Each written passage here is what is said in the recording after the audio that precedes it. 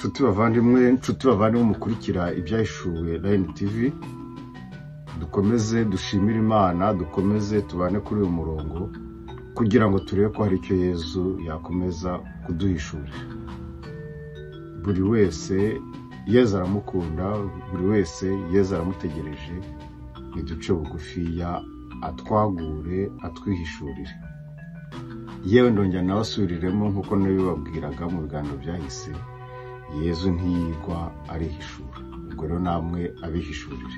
Ibishize nababwiraga ku masengesho yacu y'ubugoryi cyangwa se y'ubukozi bw'ibibi bwo kwirirwa dusenga dusaba ibibi tubyisabira cyangwa tubisabira abandi, ngo ngiye imperuka, ngo ngiye ibimenyetso byavuzwe. Ibyo byose ni ubukozi bw'ibibi, tubivemo.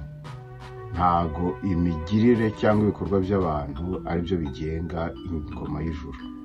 Ibyo musoma cyangwa babasomera babisoma nk'abantu, ntago babisoma bakoresheje amaso y'Imana.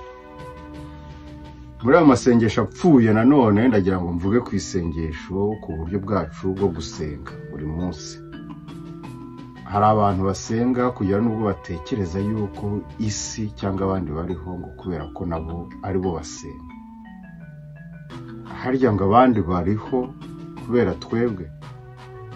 Ibyo ni ubwibone mu gusenga. Ni gute wumva umuntu ariho ngo kuko wasenze?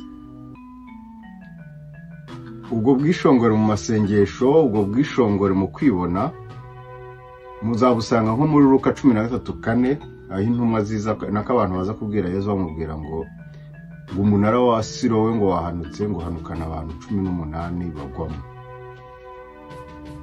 Ahangaha ubwo ni nkaho baje bavuga ngo wawa abanyabyaha baguye hariya.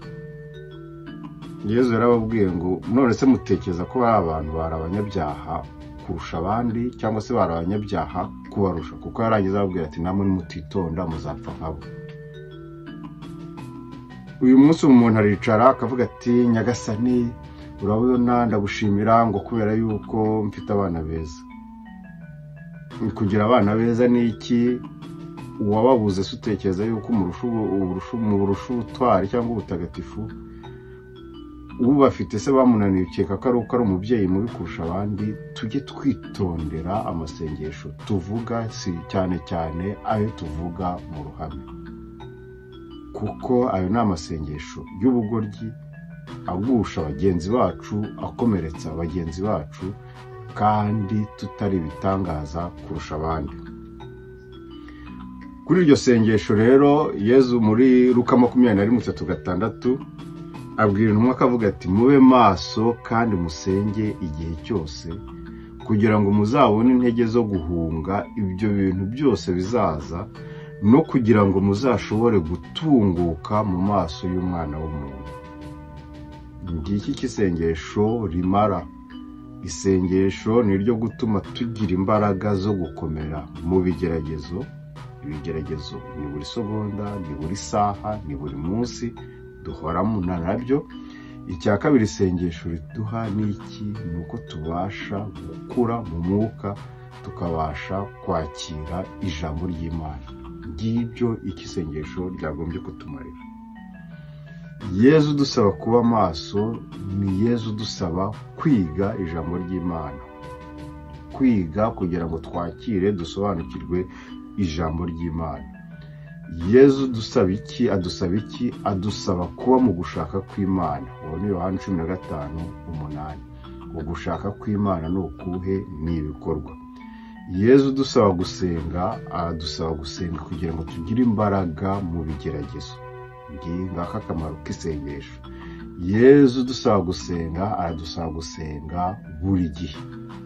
Ntago gusenga ariko akunda umuntu arambika hasi ibintu byose ngo ngiye gusenga, cyangwa avuga ngo uyu ni umunsi wo gusenga, iyi ni isaha yo gusenga. Gusenga ni imitekerereze yawe. Uko utekereza ngiryo isengesho ryawe. Niba utekereza byiza, isengesho ryawe ni ryiza. Niba utekereza bibi, isengesho ryawe ni ribi. Ngiki cyo bita gusenga buri gihe. Ariko gusenga nk'uko nabivugaga hejuru, nk'uko Yezu bitubwira hariya, bituma duhora twemye imbere y'Umwana w'umuntu. Kwema ni ukwigira hejuru mu mwuka, kwigira hejuru mu mitekerereze, mu myakirire y'ijambo ry'Imana. Nuko rero mwebwe mwamenyereye gusenga muvuga ngo Nyagasani wakoze ngo kuko twaramutse, wibwira se ko wapfuye ari umunyabyaha, wakoze Nyagasani ngo kubera yuko uyu munsi nkoze ibi n'ibi bikemera, abo bitemeze bibwira ko ari abanyabyaha kukurusha. Turekeraho guca imanza, cyane cyane kwicira imanza twita nziza. Tuzi turi ibiki ko umuntu ari ikinyoma n'ikibi gusa. Oya, turekeraho guca imanza, twikomereze ubwo naho nti gusenga ntago biduha gutunga ibirenze iby'abandi. Muri Matayo 5:45 Yesu abivugaho neza, avuga ati Imana igusha imvura ku babi n'abeza, Imana ivusha izuba ku babi n'abeza. Icyo ndumva cyoroshye, ari abasenga Imana ibitaho, ari abadasenga ibitaho. Igitandukana hagati y'usenga n'udasenga ni ikihe? Nuko we abasha gukora ugushaka kw'Imana, uwo n'usenga. Icya kabiri nuko ahora atekereza Imana, uwo n'usenga. Icya gatatu nuko abasha kwakira ijambo ry'Imana akaryumva, uwo n'usenga. Ngibyo bita gusenga.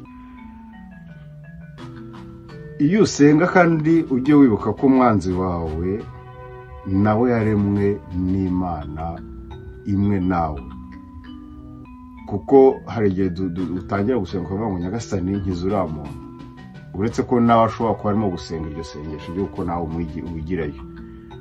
Nusenga ntugatekereza kuri ikinege ku isi, ujye wibuka yuko abo muhuje cyangwa se mudahuje nabo baremwe n'Imana.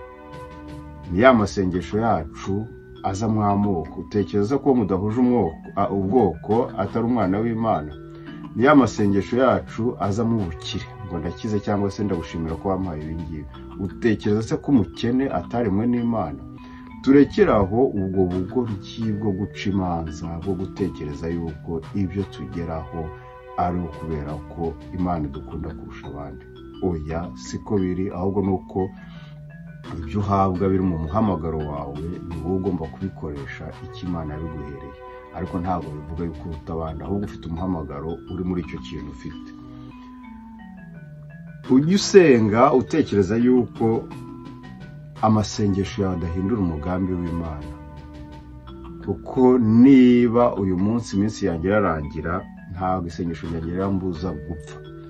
Niba uyu munsi iki kigomba kuba, ntabwo birabuza kuba ngo nuko nasenze. Ahubwo isengesho twabivuga hejuru riguha imbaraga riguha ubushobozi n'imbaraga byo guhagararana ubutwari muri ibyo birimo kuba, byaba ibyiza byaba ibibi.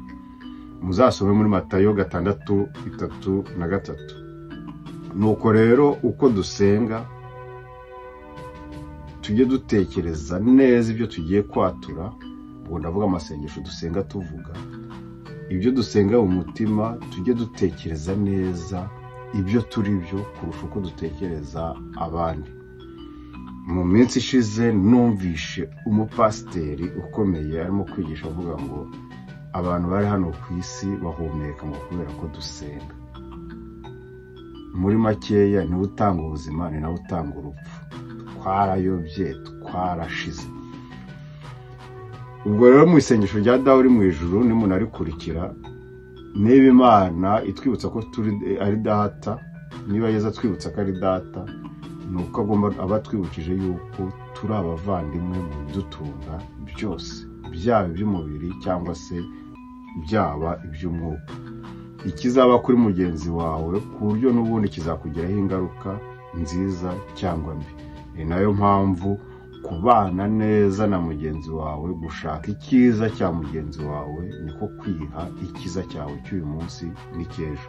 Ariko gutekereza ko mugenzi wawe ari wo guteza amakuba, no kuvuga ngo witeje nawe amakuba ku giti cyawe. Ubwo rero kandangirize kuri Zaburi y'103 umurongo wayo 11-12 igira iti, uko ijuru ryisumbuye hejuru y'isi, niko impuhwe ze zisagiranira abamutinya. Uko ubusirasirazuba butandukanye n'uburengerazuba, niko adutandukanya n'ibicumuro byacu. Ayo magambo tuyasanga muri Izayi 55:8-9. ahavuga ati kandi ni koko ibitekerezo byanyu si byo byanjye n'inzira zanjye si zo zanyu, uwo ni Uhoraho ubivuze. Nk'uko ijuru ryisumbuye cyane ku isi, ni nako inzira zanjye zisumbuye kure zanyu n'ibitekerezo byanjye bigasumba ibyanyu.